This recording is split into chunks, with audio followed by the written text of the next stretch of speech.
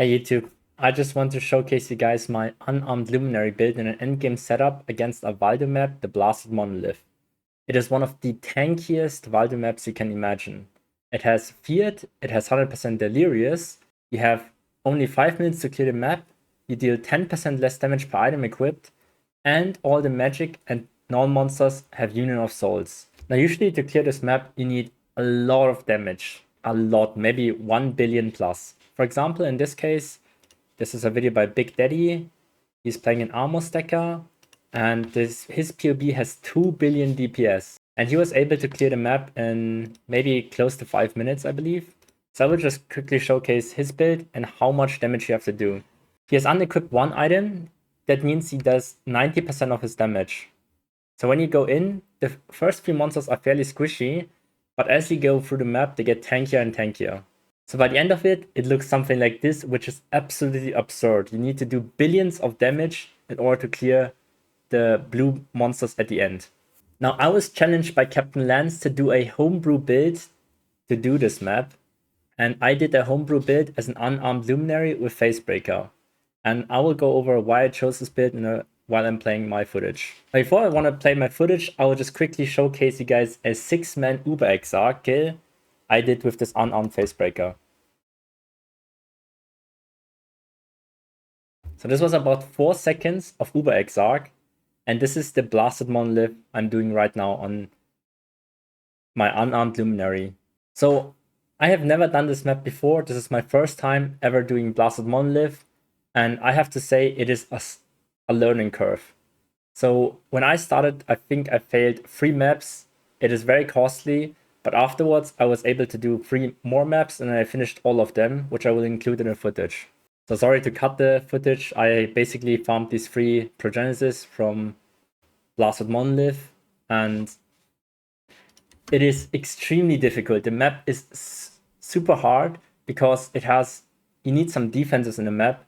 You need max res or block or some sort of mitigation because the area has the Feared, and you have to also do insane amounts of damage. You have to do anywhere between 1 to 2 billion DPS.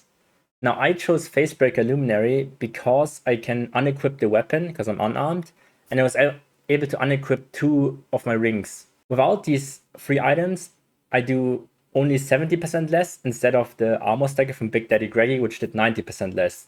This is a 3x increase in damage, and I can get away with way less DPS. I think around maybe 500 million DPS only. So I was able to clear this map with maybe only 500 million DPS.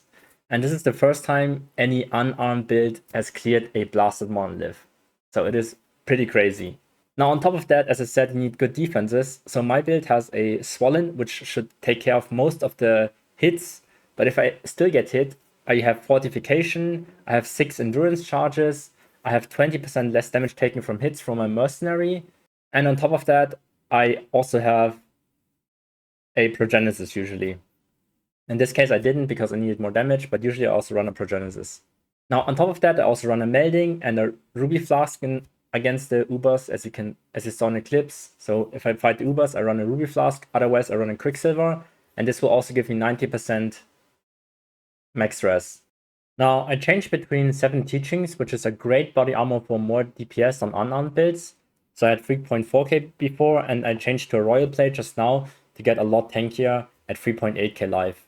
Now, this character should be tanky enough for most normal content, and if you want to do this character on Ubers, it is really, really easy to do Ubers. You don't need that much gear to do insane amounts of damage with this character. Now, in this video, I will not be including a guide. The guide will come out in the next video. I just want to showcase the Blasted Monolith maps, but if you're still interested in the gear and in the mercenary gear, I will hover over the items at the end of the video. But yeah, overall, it was a lot of fun, the challenge. It was me against Captain Lance, who could clear the map faster. And I got lucky that I got a lot of tries on the map. And yeah, just super fun challenge. Shout out to Captain Lance for challenging me. And I think this character had like 2 days and 10 hours played. So overall, this character I didn't invest super much time into, but the gear is quite expensive. So I had like a double corrupted Mage Blood, double corrupted Swollen, and it's just as min-maxed as possible, but it is min-maxed for no rings. So if you guys want to play the build, you can add rings to the build, and you can change a lot of things.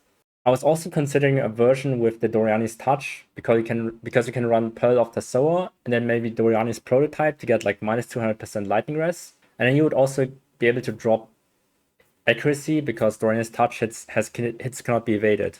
And with the Pearl of the Sower, you would be able to get like a 6 link or even an 8 link on the Doriani's Touch. However, you would have to wear 2 rings, which will greatly reduce your damage. I think this map took me maybe close to 5 minutes. I think it was like 4 minutes something.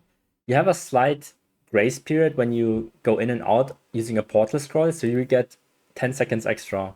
So in total you will have 5 minutes and 60 seconds. There it is, Genesis, and I was really happy about this. This was my first try, and then first successful try, and then I found a map on PoE Trade again for 30 divines, so I instantly bought that and tried it again because I was really excited to do it, and I was able to do it a second try, or like I think it was like my 5th try, and that was successful, and the 6th try was also successful. So the first 3 I failed, and then the last 3 I succeeded because of the experience. At the beginning I tried to run to the field to try to kill the field as quickly as possible because you do need to be quite tanky.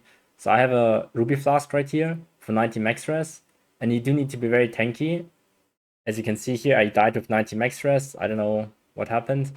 But once I killed the field, that was my original idea, I would just swap to a full DPS setup. But it turns out the blue monsters actually hurt quite a lot as well. And also your mercenary will sometimes die in these kind of maps because there's just so many monsters. And yeah, you can see they're basically close to unkillable. And then I zone in and out often to get like the extra 10 seconds because that matters at the end, or that can matter at the end. And I think one item that really pushed the build over the edge was the Facebreakers. So I'll quickly show the vestigial Facebreakers. So for the Facebreakers, I went with chance for impales enemies you kill to reflect damage to surrounding enemies. I think that helps a lot with the clear. So in these clips, you will see that if I pull the monsters together and they all are impaled, they will reflect the impales to nearby enemies, and then they sort of explode. But yeah, this is just Field being unreasonably hard. I have like 90 max res, max block, and 4k life and fortify as well, and then I still die to the Field, but yeah, it's just incredibly hard. They do a lot of damage at 100% delirious, and the magic monsters, normal monsters are super tanky. So it's like you need to be tanky and do damage. So I think 100% delirious is like you only do 16 or like 4% of your damage to normal and magic monsters. I think it's like 80% to Unix. So Unix are fairly easy, but the normal monsters are so tanky, and the magic monsters are so tanky too. So you do 1/25 of your damage, which is absurd. And then if you equip 9 items, you would do 1/10 of that, which is 250 of your actual damage. And then on top of that, they get Union of Souls, where every time you kill like a pack of monsters, they get 30% increased life. And this leads to like where the monsters at the end have billions of HP or more. You can imagine if you only do 250th of your damage, even if you do 500 million DPS, you would only do 2 million damage, and they have Union of Souls, and you only have 5 minutes, and you also have to be tanky. It's super difficult. So the most common builds that usually clear these are armor stackers, are known to be able to clear. Strength stackers are known to be clearing these builds. And Blade Vortex with Minion Pact was able to clear it. And I think that's pretty much, and accuracy stackers, like accuracy stackers in a day when they also did billions of DPS. So you really need a lot of clear these maps. And I think you could, with this character, you could probably do it on a lower budget, but it is like purely optimized to clear the Blasted Monolith. But yeah, it was like my second attempt, and I was really afraid that I would miss some rare monsters in this map. So I was even contemplating get like a Foulborn Headhunter just to see the rare monsters on the map, and I think because of my inexperience, I didn't know how many monsters I had to kill. So I feel like I killed a lot more than I needed to. But you can see like the Impale does a lot of work. Like the Impale is basically an explosion. When I drag the monsters together, the Impale reflects, and you can see just the monsters explode next to each other, which is really, really nice for clear. I think these vestigial Facebreakers really saved me, and there I got my second Valdos. I think this one was a lot faster. I think it took me only like 3 to 4 in-game time. And this was like my third attempt, or like my third successful attempt in a row. So in overall, this was my 6th attempt. The first 3 I failed, and then the last 3 I succeeded again. And this one was like really, really close. I almost failed it. I think I had like 4 seconds left on this third try, but I would say I can farm this map quite consistently now. And if the margins are good, if someone sells the map for like 30 divines, I can make quite good money. I can make like 20 to 30 divines, depending on the price of the map, in maybe 6 to 7 minutes. So I think to be able to clear this, I have to have really high end gear, but it just shows how strong the build is in this type of content. Like, this is truly a super broken interaction with Facebreakers and Rallying Cry. But yeah, that's pretty much about it for the commentary, I think. If you guys are interested in gear, I will showcase the gear at the end of the video. And yeah, just wait for the build guide. And I'll also include the crafting guide in my next video. So if you want to play the build, make sure to check that out and subscribe.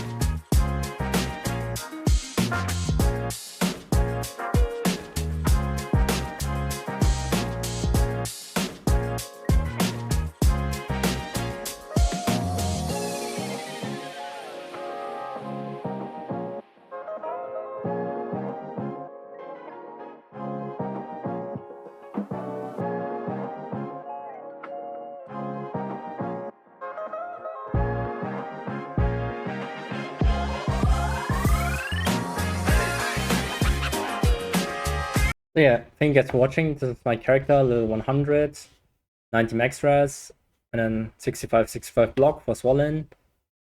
These are my gloves, the impales which reflect to nearby enemies. Use a mage blood. Then these are the boots. I use a royal plate for fortify and max fire res. With melding, these are fractured infamous mod, Marlines, Swollen, and these are flasks. This is a skill tree. You can check me out on PV Ninja as well. And these are the items of the mercenary. So you need a good axe for the mercenary. Then I corrupted the breath takers or whatever they called, anointed them and corrupted them. This is the ring, life, and one endurance charge and vulnerability. This armor, basically a lot of pride effect, warcry buff effect, life, resistance, physical damage reduction. The helmet I also corrupted from unique to magic. And then this is Perkle's Toe with additional curse. Another Vermilion with some recoup, comes binding to reduce the physical damage taken, and boots with brittle and rallying cry buff effect. And then for the Ascendancy, I went with bestowed knighthood because I only need to equip 2 unique items. So that's a build. I'll do a full guide on this in next video, so see you there if you're interested.